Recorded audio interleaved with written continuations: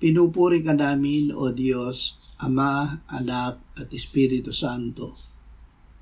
Salamat, Ama, na ibinigay mo sa amin si Jesus na iyong anak na namatay para sa aming kasalanan, iyong muling binuhay, iniakyat at iniluklok sa iyong kanan sa langit.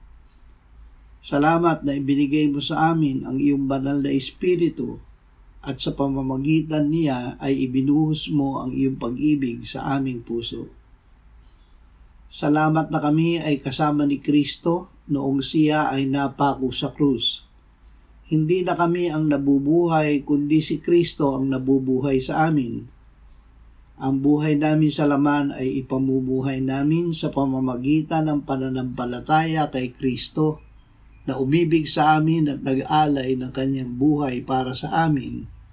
Amen.